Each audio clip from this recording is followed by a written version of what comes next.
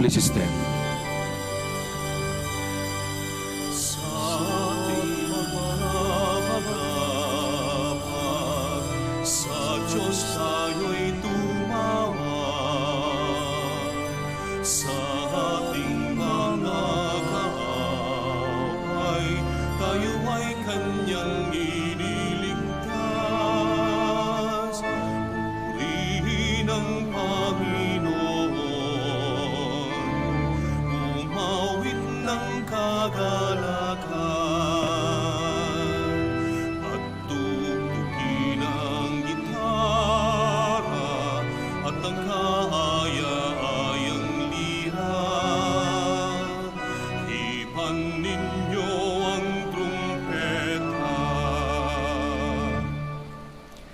In the name of the Father, and of the Son, and of the Holy Spirit.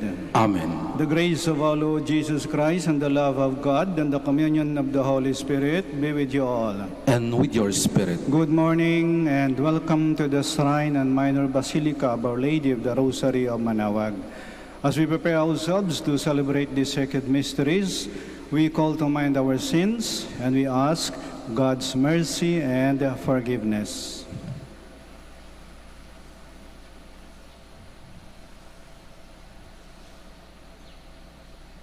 In all humility, altogether we say, I confess to Almighty God and to you, my brothers and sisters, that I have greatly sinned in my thoughts and in my words, in what I have done and in what I have failed to do. To my fault, to my most grievous fault. Therefore I ask Blessed Mary, ever Virgin, all the angels and saints, and you, my brothers and sisters, to pray for me to the Lord our God. May Almighty God have mercy on us, forgive us our sins, and bring us to everlasting life. Amen. Lord have mercy. Lord have mercy. Christ have mercy. Christ have mercy. Lord have mercy. Lord have mercy. Glory to God in the highest. Glory to God in the highest, and on earth peace to people of good will. We praise you, we bless you, we adore you, we glorify you. We give thanks for your great glory, Lord God, heavenly King, O God, Almighty Father. Lord Jesus Christ, only begotten Son, Lord God, Lamb of God, Son of the Father, you take away the sins of the world, have mercy on us. You take away the sins of the world, receive our prayer. You are seated at the right hand of the Father, have mercy on us. For you alone are the Holy One, you alone are the Lord. You alone are the Most High, Jesus Christ, with the Holy Spirit, in the glory of God the Father.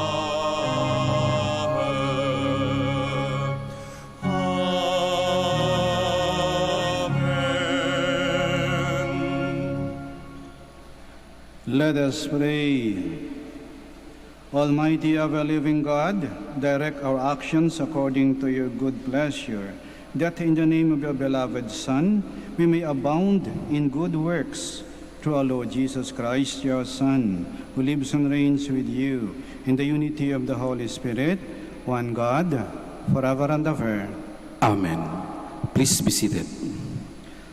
The story of Jonah tells us that sinners are not doomed to disaster by choosing to repent and change their ways. The Ninevites were spared from destruction.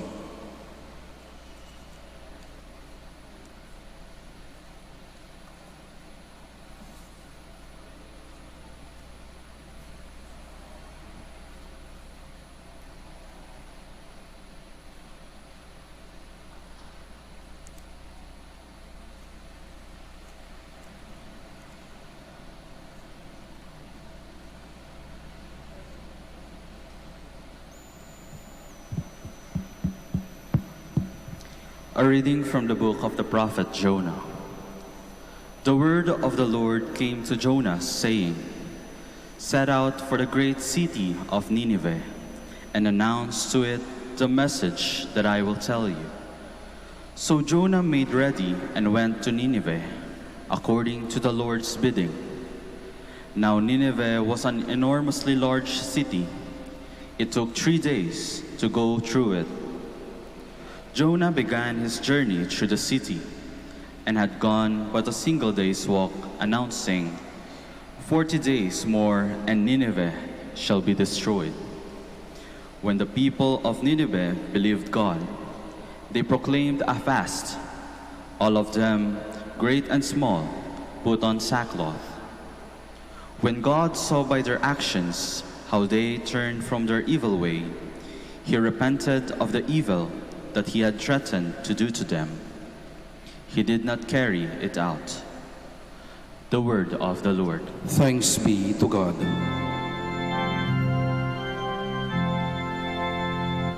Teach me your ways, O Lord.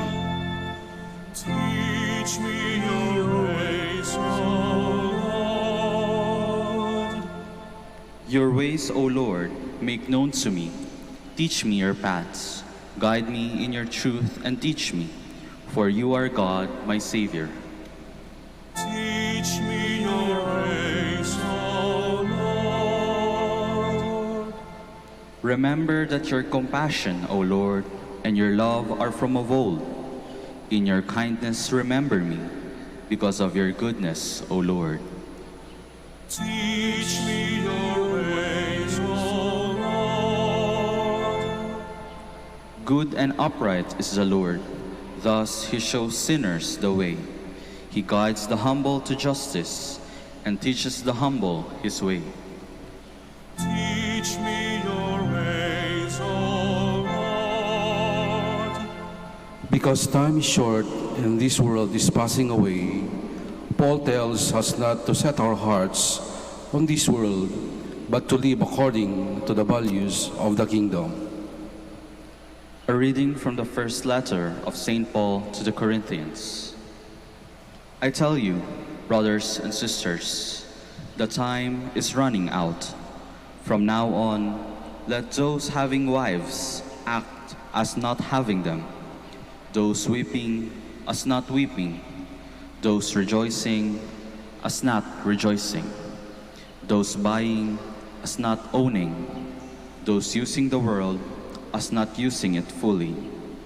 For the world in its present form is passing away. The word of the Lord. Thanks be to God. Please stand. Hallelujah, hallelujah, hallelujah. The kingdom of God is at hand. Repent and believe in the gospel. Hallelujah, hallelujah, hallelujah.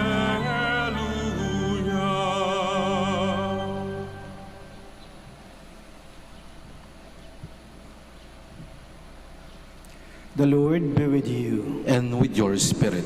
A reading from the Holy Gospel according to Mark. Glory to you, O Lord.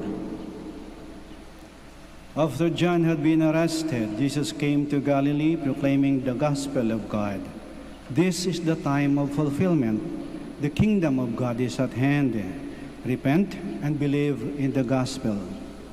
As he passed by the Sea of Galilee, he saw Simon and his brother Andrew casting their nets into the sea. They were fishermen. And Jesus said to them, "Come after me, and I will make you fishers of men." Then they abandoned their nets and followed him. He walked along a little farther and saw James, the son of Zebedee, and his brother John.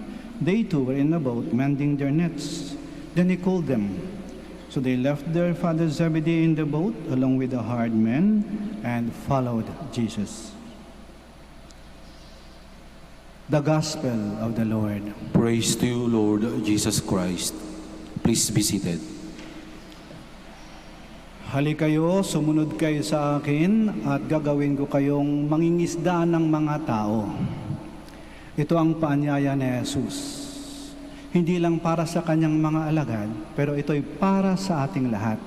Ito ang kanyang panawagan para sa lahat. Para sa lahat ng mga binyagan, tayong mga Kristiyano.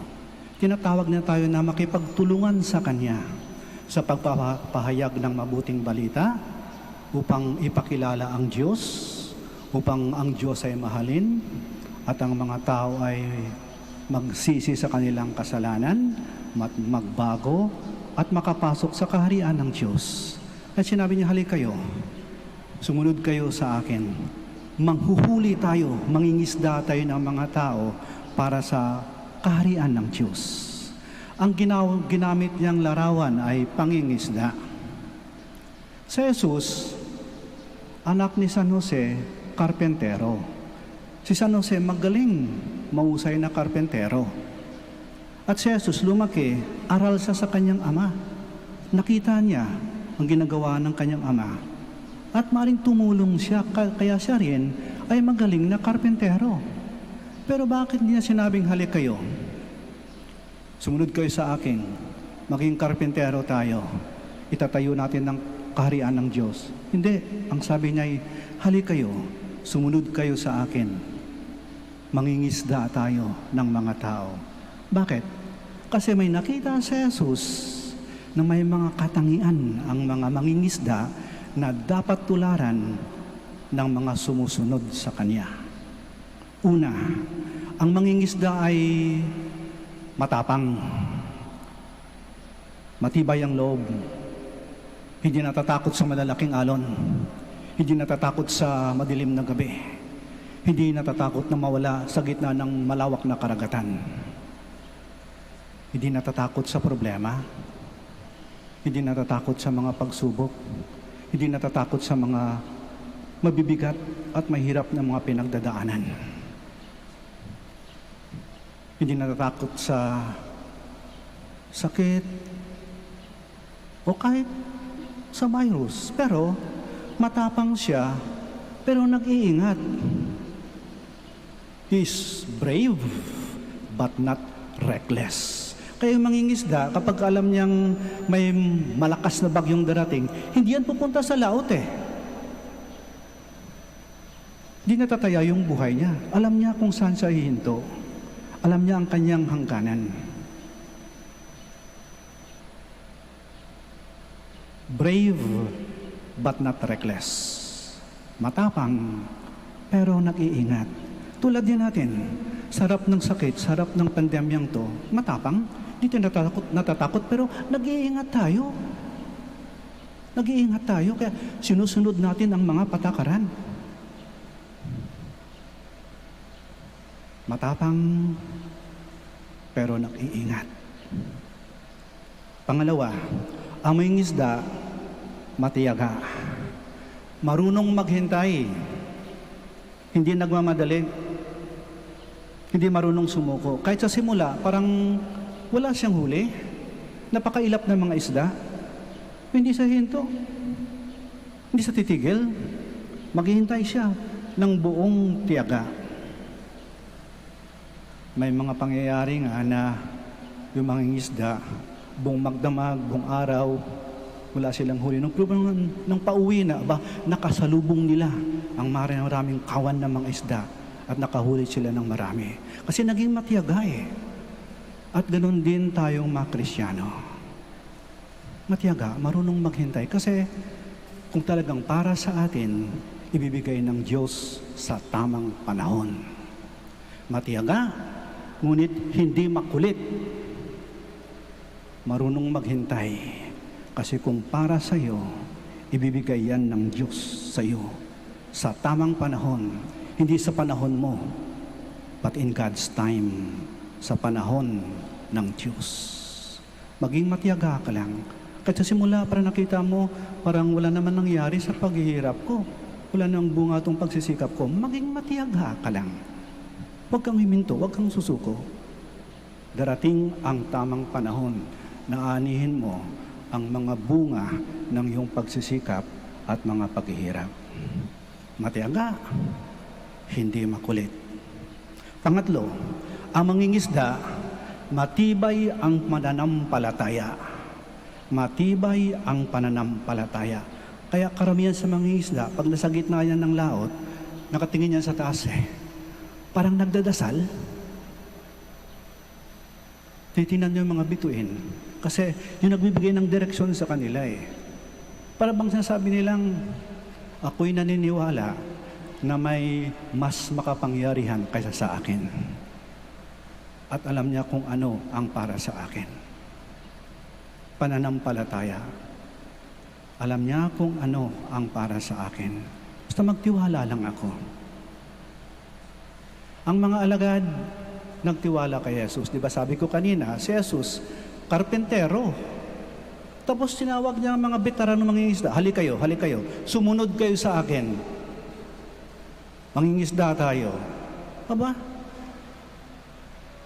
kung ibang tao yon, sabihin ng mga mangingisda, ano alam mo sa pangingisda?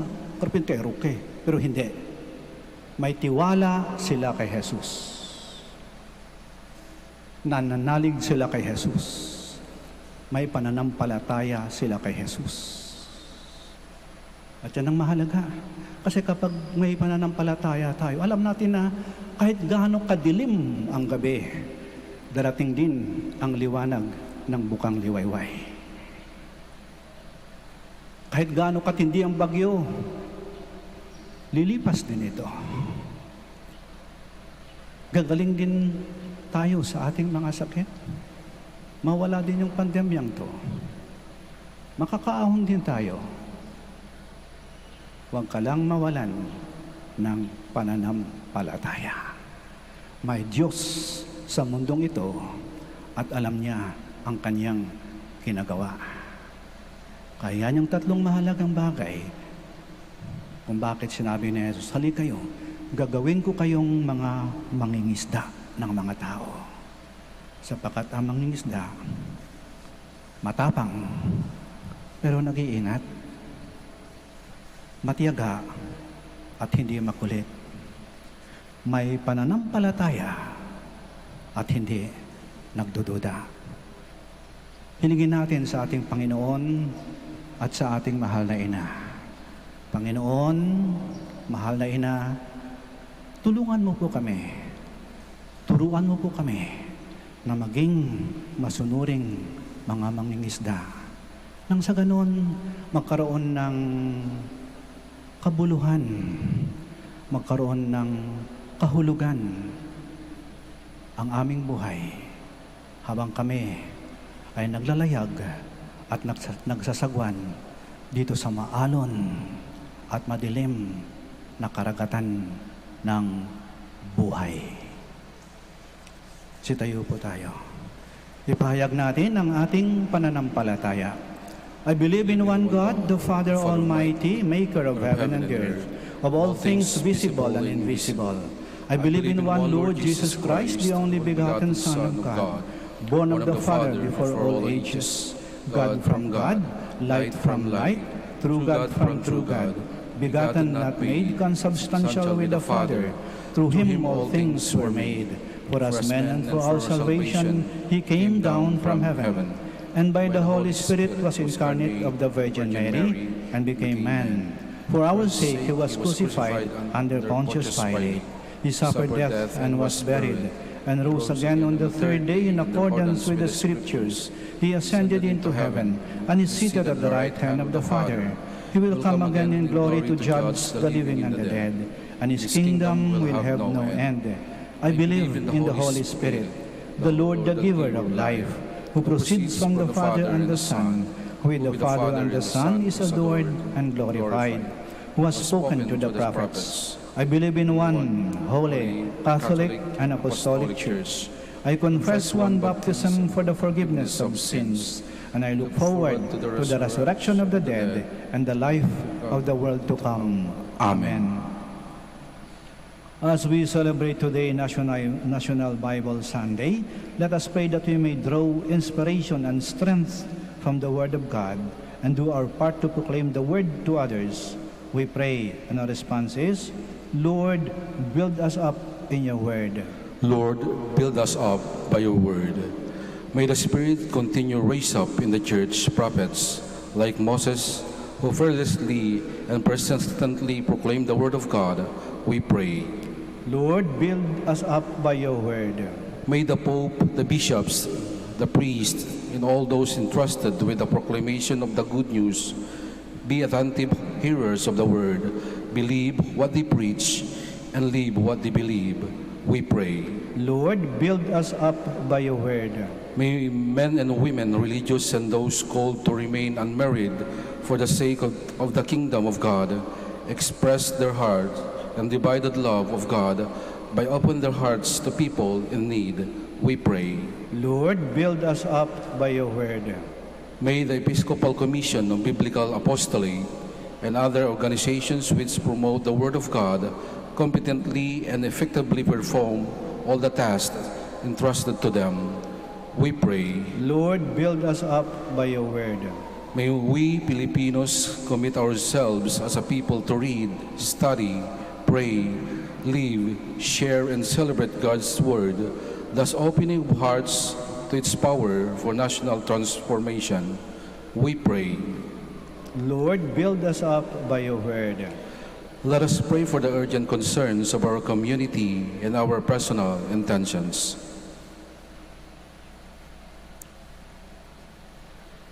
We pray. Lord, build us up by your word.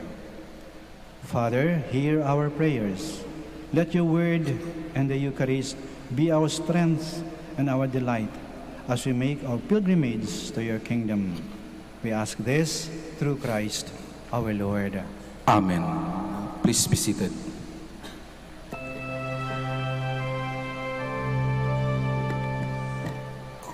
Kunin at tanggapin ang alay na ito, mga biyayang nagmula sa pagpapala mo.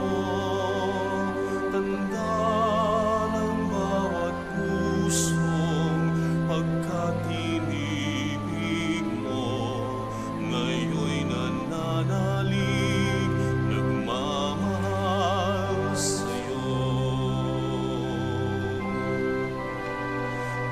Tinapay na nagmula sa butil ng trigo, pagkaing nagbibigay ng buhay mo.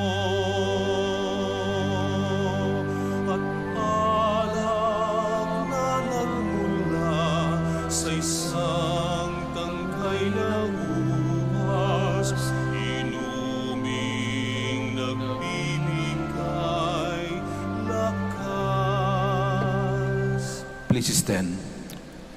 Pray, my dear sisters and brothers, that our sacrifice may be acceptable to God, the Almighty Father. May the Lord accept the sacrifice at your hands for the praise and glory of His name, for our good and the good of all His holy church. Accept our offerings, O Lord, we pray, and in sanctifying them, grant that they may profit us for salvation through Christ our Lord.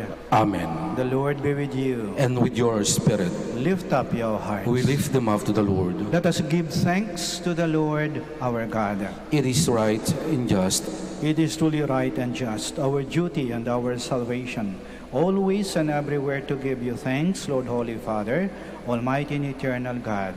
For you so loved the world that in your mercy you sent us the Redeemer to live like us in all things but sin, so that you might love in us what you loved in your Son, by whose obedience we have been restored to those gifts of yours that by sinning we had lost in disobedience. And so, Lord, with all the angels and saints, we too give you thanks, as in exaltation we acclaim.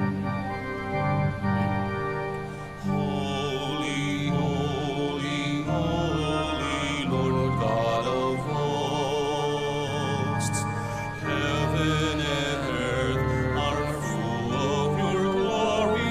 Hosanna in the highest. Blessed is he who comes in the name of the Lord. Hosanna in the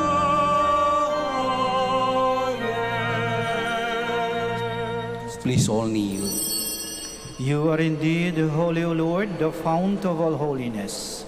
Make holy, therefore, these gifts, we pray, by sending down your Spirit upon them like the dewfall, so that they may become for us the body and blood of our Lord Jesus Christ. At the time he was betrayed and entered willingly into his passion, he took bread, and giving thanks, broke it, and gave it to his disciples, saying, "Take this, all of you, and eat of it, for this is my body, which will be given up for you."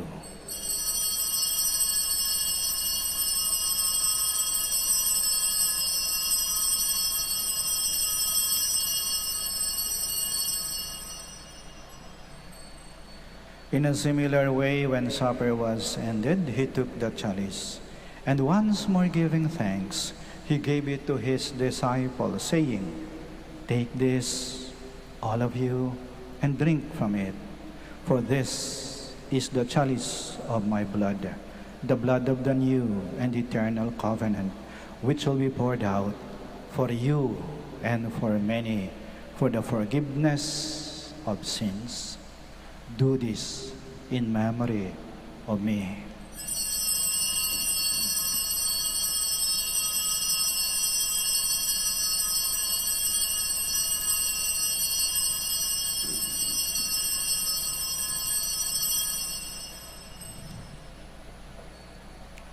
The mystery of faith. Save us, Savior of the world, for by your cross and resurrection you have set us free. Therefore, as we celebrate the memorial of his death and resurrection, we offer you, Lord, the bread of life and the chalice of salvation, giving thanks that you've held us worthy to be in your presence and minister to you. Humbly we pray that partaking of the body and blood of Christ, we may be gathered into one by the Holy Spirit. Remember, Lord, your church spread throughout the world, and bring her to the fullness of charity, together with Francis, our Pope, Socrates, our Archbishop, Fidelis, his auxiliary bishop, and all the clergy. Remember also our brothers and sisters who have fallen asleep in the hope of the resurrection, and all who have died in your mercy. Welcome them into the light of your face. Have mercy on us all, we pray, that with the Blessed Virgin Mary, Mother of God, with blessed Joseph, her spouse, with the blessed apostles, and all the saints who have pleased you throughout the ages, we may merit to be co-heirs to eternal life, and may praise and glorify you to your Son, Jesus Christ.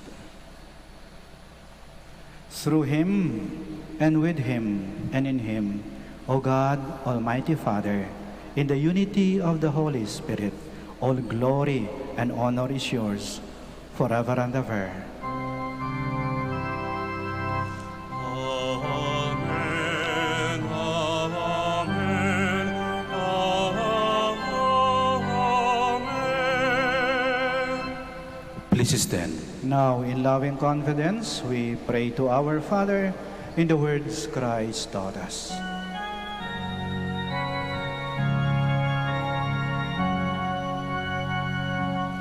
Ama namin, sumasalangit ka, sambahin ang ngalan mo, mapasa amin ang kaharian mo,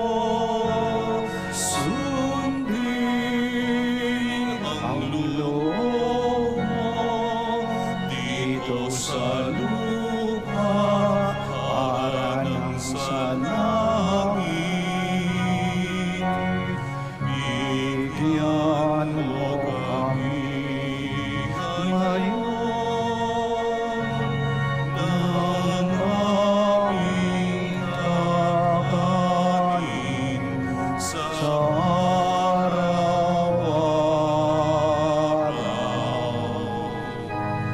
At patawarin mo kami sa aming mga sala, para ng pagpapatawad namin sa nagkakasala sa amin. At huwag mo kaming ipahintulot sa tukso, at iadya mo kaming sa lahat ng masama. Deliver us, Lord, we pray, from every evil. Graciously grant peace in our days, that by the help of your mercy we may be always free from sin and safe from all distress, as we await the blessed hope and the coming of our Savior, Jesus Christ. For the kingdom, the power, and the glory are yours now and forever. Lord Jesus Christ, who said to your apostles, "Peace I leave you, my peace I give you," do not look on our sins, but on the faith of your church, and graciously grant her peace and unity, in accordance with your will, who live and reign forever and ever. Amen. The peace of the Lord be with you always. And with your spirit. We offer each other the sign of peace. Peace be with you. Peace be with you. Peace be with you.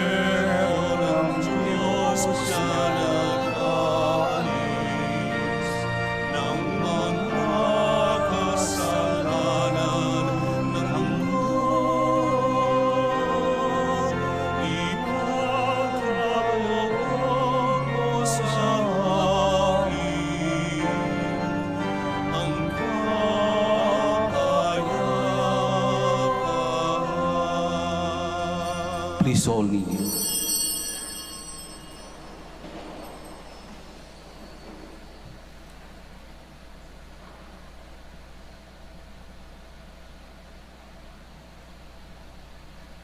Here is Jesus Christ, the Lamb of God, who takes away the sins of the world. Blessed are those called to the supper of the Lamb. Lord, I am not worthy that you should enter under my roof, but only say the word, and my soul shall be healed.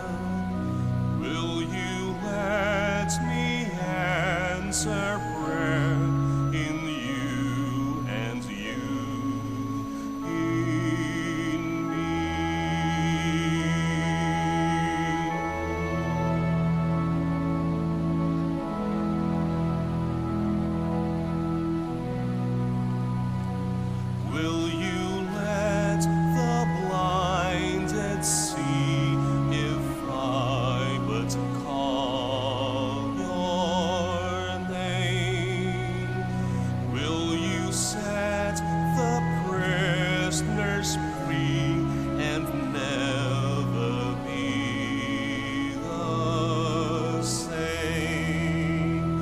Will you kiss the leper clean, and to such as this unseen, and admit to what I mean in you and you in me?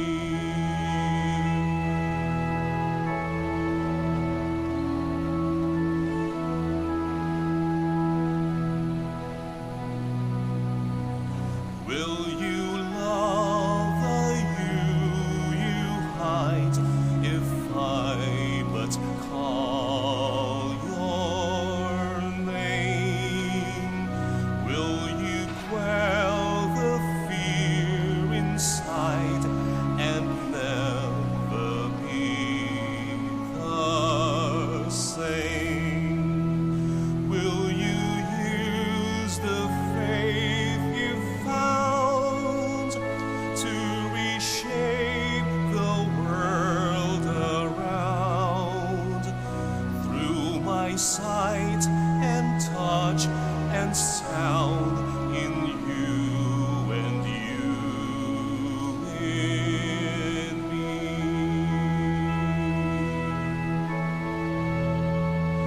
Will you come and follow me?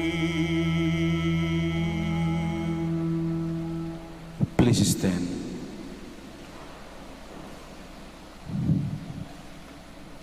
Let us pray.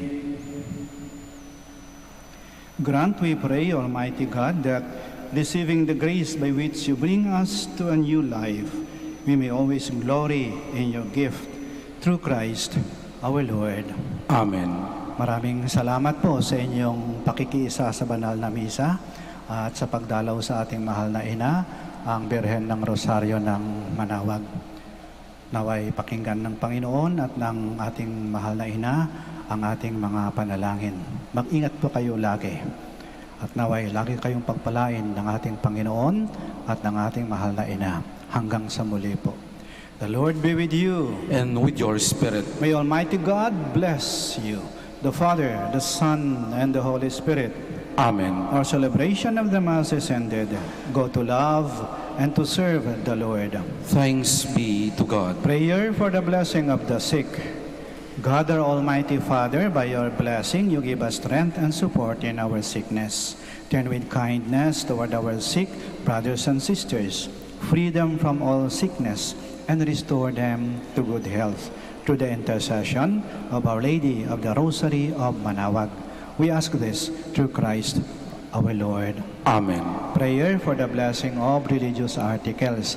Yung may mga pabindisyonan po, mangyari po lamang na itaas po yung mga pabindisyonan po ninyo. At huwag na po kayong umalis sa inyong mga kinaroroonan. Kami na po ang lalapit sa inyo. Prayer for the blessing of religious articles. In memory of the mysteries of the life, death, and resurrection of our Lord Jesus Christ, and to the honor and glory of the Blessed Virgin Mary, Mother of Christ and Mother of the Church, Our Lady of the Rosary of Manaoag, may these rosaries, candles, images, oil, scapulars, crucifix, and other articles of devotion be blessed and made holy. In the name of the Father, and of the Son, and of the Holy Spirit. Amen.